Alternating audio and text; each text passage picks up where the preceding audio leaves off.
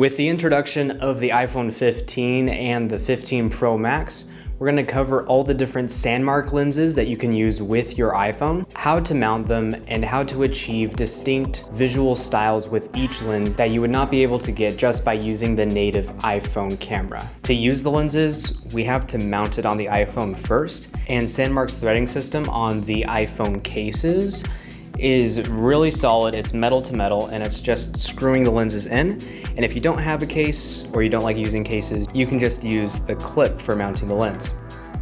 And you might be thinking, okay, this is a lot of different lenses. How exactly do I use these? So to give a brief summary of each lens, first we have telephoto, which is a 58mm lens that delivers 2x optical zoom, which makes the image sharp and has natural bokeh. And it's really better in low light conditions because you're able to get that 2x zoom on the main 48-megapixel sensor on the iPhone. Using it on the iPhone 15 Pro, I can achieve a 6x zoom by putting this 2x lens on my 3x telephoto camera.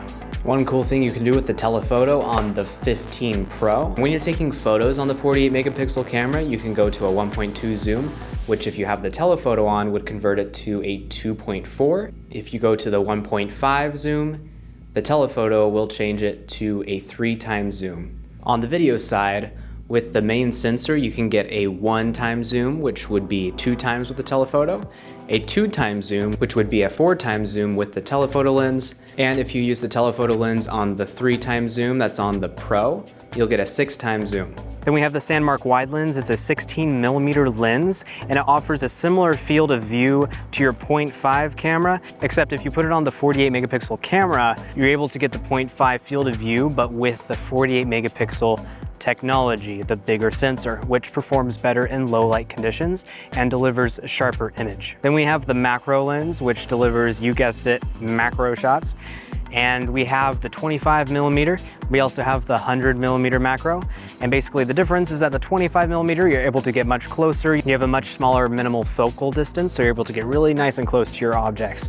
Whereas the 100mm allows you to be further away while still getting that punch in. Then we have the fisheye lens, which is exactly what it sounds like. It's a 10mm lens with a 5x ultra wide field of view. Then there's the anamorphic lens, which is a really interesting lens because it's mimicking the highly sought after big budget movie making lenses that are anamorphics. And what they do is they stretch the image out horizontally across the sensor. And it's perfect for big landscapes and just big scenarios where you need to capture a lot on a horizontal playing field. And of course, there's the signature anamorphic lens flares, which stretch out horizontally and just look really cool. And for the anamorphic lenses, we have a 1.33x squeeze and a 1.55.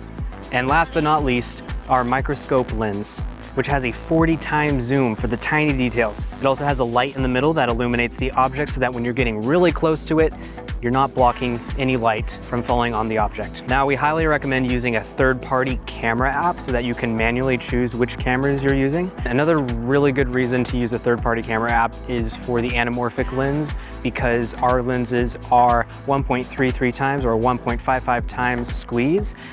It's best to de-squeeze that in your monitor so that you can really see what it's going to look like after. What I've really loved using recently is the newly released Blackmagic camera app, but another app you can use is Filmic Pro. And on the photo side, an app that we recommend is Pro Camera, which has a lot of really great features, but we'll go into depth on both of these apps in an upcoming video, so stay tuned for that. So in summary, there's a lot of different ways you can use these lenses to expand the capabilities of the native iPhone camera and unlock new creative looks. Well, that's all for now. Make sure to subscribe to our channel to stay updated on all of our future videos, and until next time.